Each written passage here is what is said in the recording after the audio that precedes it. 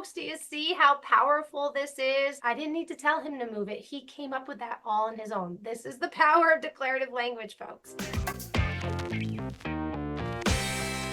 Welcome back to Mindshaper SLP, where we create fruitful and fulfilling lives for autistic individuals and their families. I hope that you enjoyed our 3-part video series that we have hosted the last 3 weeks, all about the top 3 things you must know about autism. If you missed it, I'll link that playlist to the end of this video. We're going to switch things up a little bit for this week and next week and talk about one of my favorite topics ever to talk about, declarative language. I've already made one video on this topic. It will really just give a breakdown on what declarative language is, how to use it. But today, what I want to do is really show you declarative language in action. I feel like it's so powerful to see declarative language in action because it really shows the positive impact that it has on your child, on your students. And that is really when you as the adult are buying into, oh, okay, this actually works. I want to show you some sessions that I have done with my students where I'm using declarative language and the impact that it has. I'm going to pause along the way and highlight what I'm doing and highlight the impact that it has, as well as the skills that I'm working on and strengthening by choosing to use this style of communication to speak to my students. Now, before we get too far ahead of ourselves, let me just give you a brief synopsis again of what declarative language is. Declarative language is when we use comments and statements primarily to talk to our child, our loved ones, our autistic students, and that's it. It's very simple, but not easy. If you think about the way that we typically tend to talk to kids and to individuals with disabilities or autistic individuals especially, we usually use questions that we already know the answers to, or we are giving directions. If you were to just kind of start to take stock of how you're speaking to your child on a day-to-day basis, I bet now that I've brought it to your attention, you're going to catch yourself asking a lot of questions you already know the answers to and giving a lot of directions. The problem with communicating in that way is you are really cheating your child or your student out of so many opportunities to problem solve and think for themselves and to present with novel communication, spontaneous communication, communication that genuinely expresses their thoughts and feelings. That is the power of declarative language. And it does take some retraining and some thought in the videos that I'm about to show you. You're going to see the wheels turning in my head as I'm trying to think, okay, how can I reshape this answer, or how can I direct this conversation to where I want it to go using declarative language so that I'm still supporting my students in performing the activity in a productive way, in an accurate way, without giving them the answer, without prompting them, without asking them questions. It can be tricky, but that's why I think it's really powerful for you to see examples in action. And that's why I wanted to make these videos for you so that you can really buy into how powerful this form of communication can be, no matter the age of your child.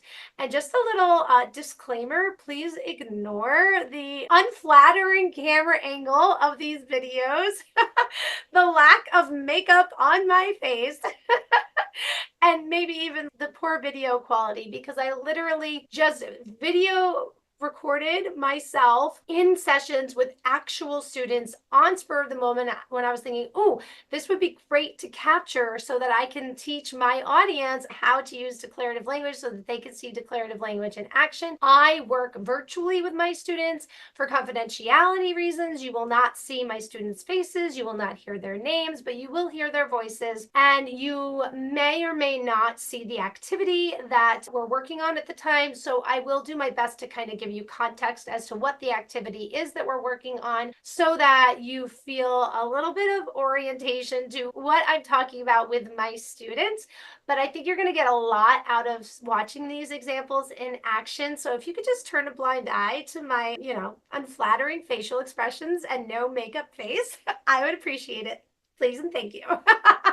All right, without further ado, let's dive right in and watch declarative language in action. For our first set of videos, I am working with a student doing a executive functioning and life skills session, and we're working on time management and scheduling skills in this session. It's an activity where it's a fake daily schedule for a veterinarian's office. And I am using a strategy that I teach my students when we're working on scheduling. I teach them that there are two types of activities. There's have to activities and there's choice activities. Have to activities have to happen at a certain time. They usually have time language in them. And choice activities, you can choose what time you schedule them. They can happen anytime you choose. And that is a way for me to teach my students how to start prioritizing when making a schedule. Appointments that have to happen at a certain time get priority first. We put those on the schedule first, and then the other appointments can get filled in on the blank schedule around the have to activities. So when you hear me saying have to activity, choice activity, that is what I'm referring to. Also, just a little caveat, this is an adult that I'm working with in their early 20s, just to give you a little context of the age of the individual that I'm working with. Let's go ahead and just dive right in. I'm going to say the activity and you're going to tell me if it's a have to activity or a choice activity. Have to activity. So notice I did give a little bit of direction there. I'm going to give the activity and you're going to tell me if it's a choice activity or a have to activity. So that wasn't quite declarative language just yet. I don't see any time words in that. Choice activity. Okay, so I didn't tell him if he was right or wrong. I just said, I don't see any time words in that activity.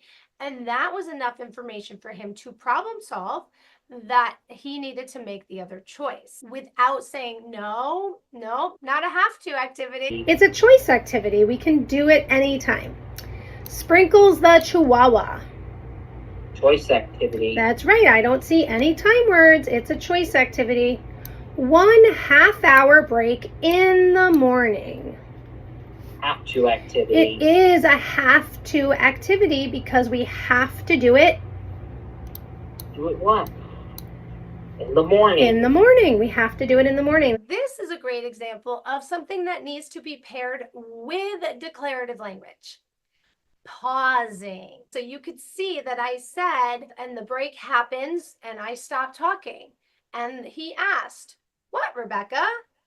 But I knew that if I had just kind of waited, he knew what the answer would be. So I just waited and I didn't say anything. He also has the visual support of seeing the list of the activities and how they're written out. So he has that visual information to refer to as well for him to problem solve and use his clues in the context to answer the question.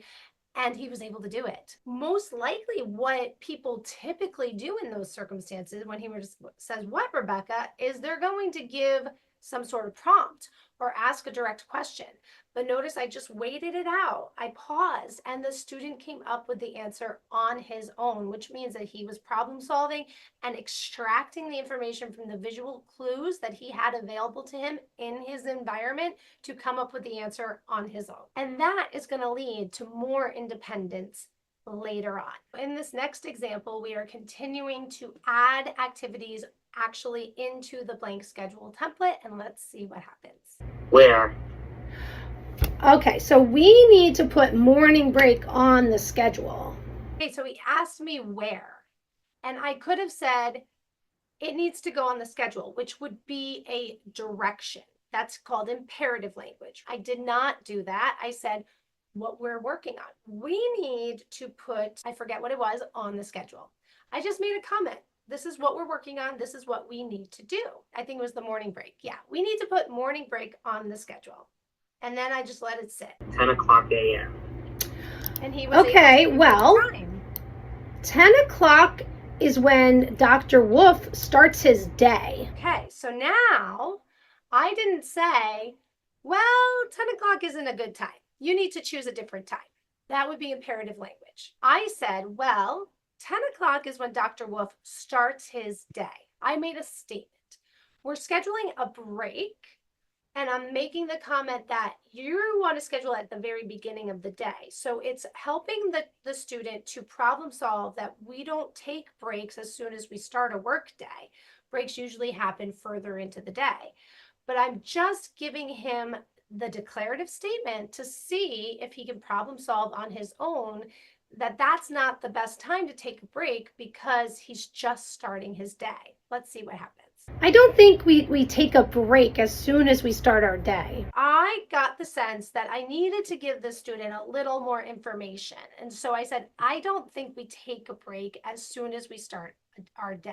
That is a declarative statement. I'm talking about what I believe to be true in that situation. Again, I'm still not telling the student that he has to change the time. I'm still not telling him what to change the time to. I'm just providing more information using a comment or a statement. Let's see what happens. 11 o'clock a.m. That sounds like a better time. Yes. He changed the time. I said, that sounds like a better time. And then I'm going to back it up just a little bit and let's hear what he says.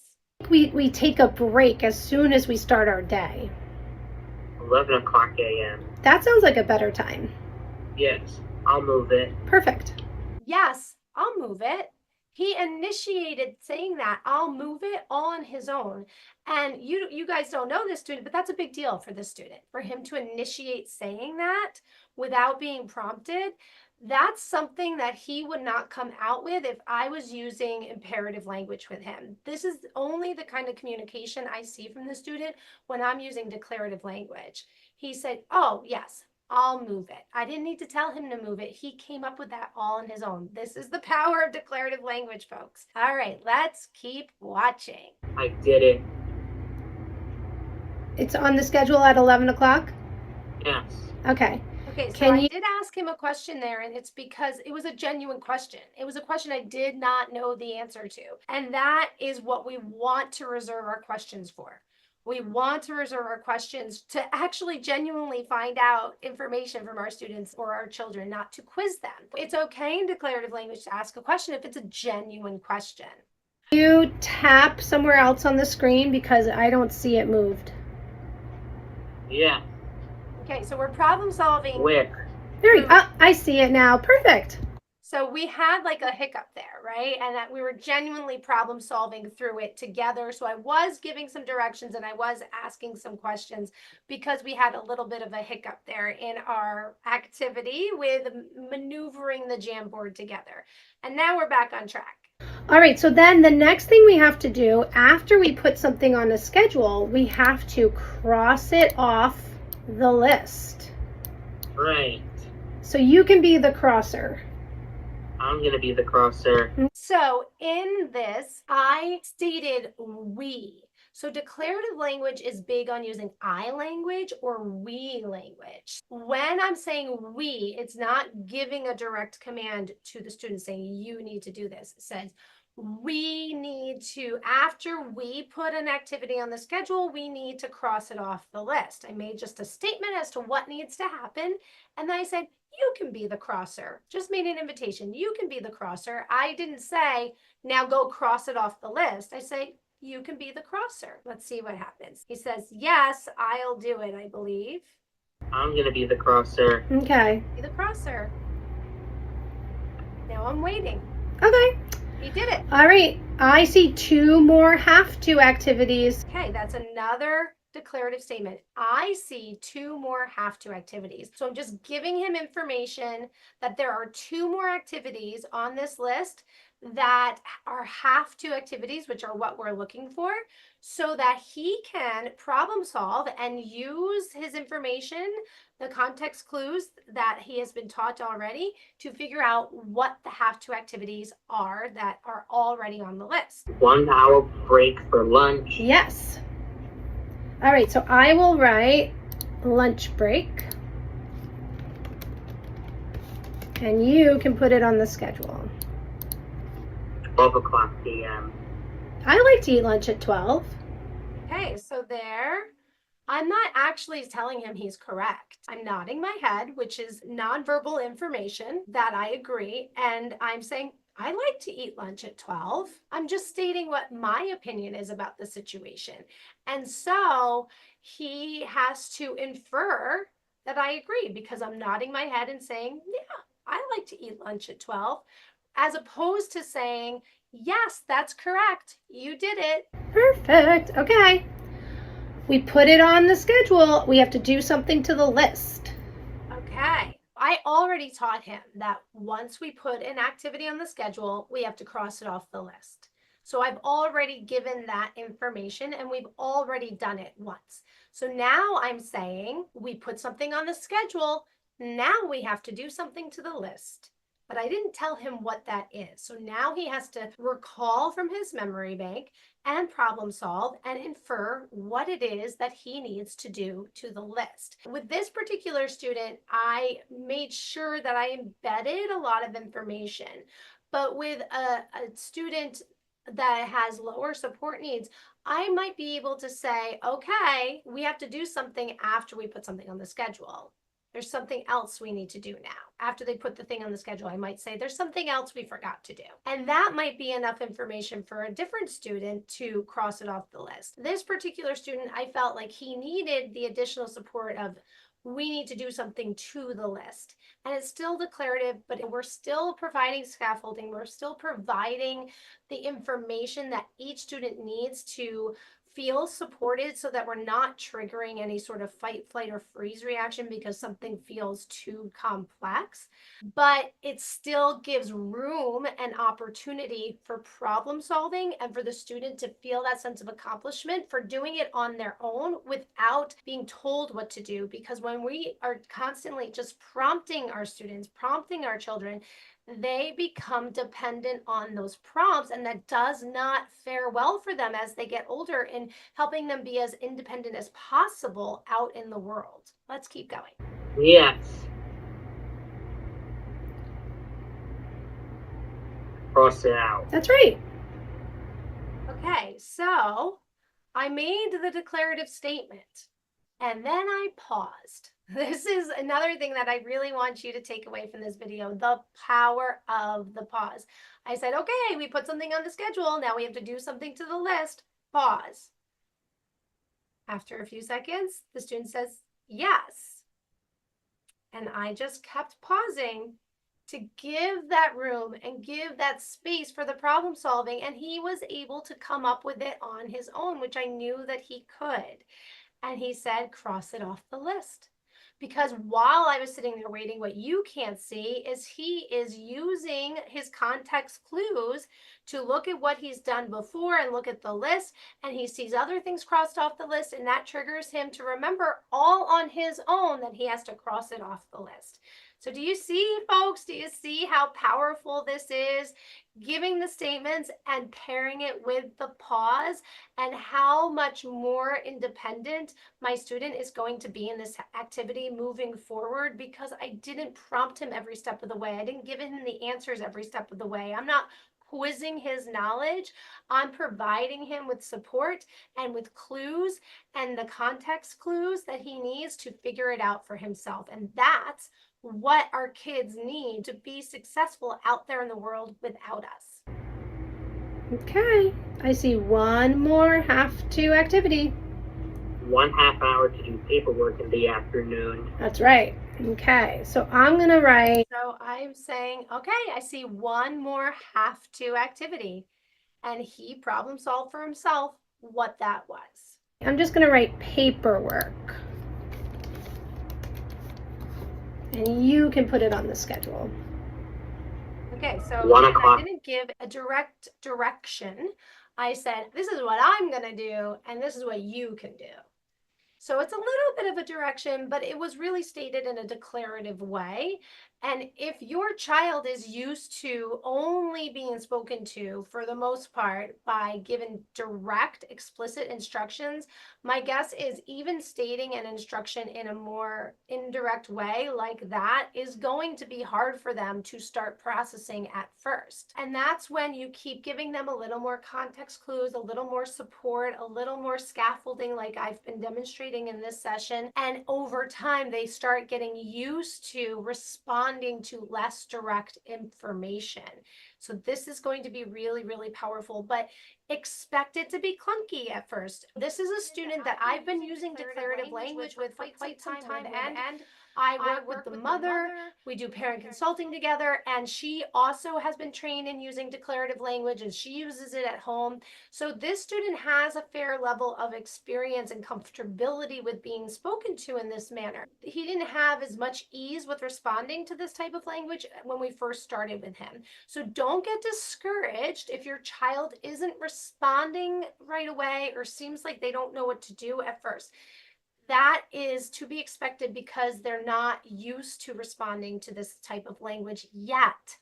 But the more you stick with it, the more you talk to your child in this manner, the better able they will be to respond to this. And when they're out in the world, to respond to other people who are using more comments and statements to talk to them, as opposed to just giving them directions or asking them questions they already know the answer to, which is what we want. We want to set our kids up for success out in the world so they can be as independent and successful as possible. So I told him he can put it on the schedule. Let's see what happens.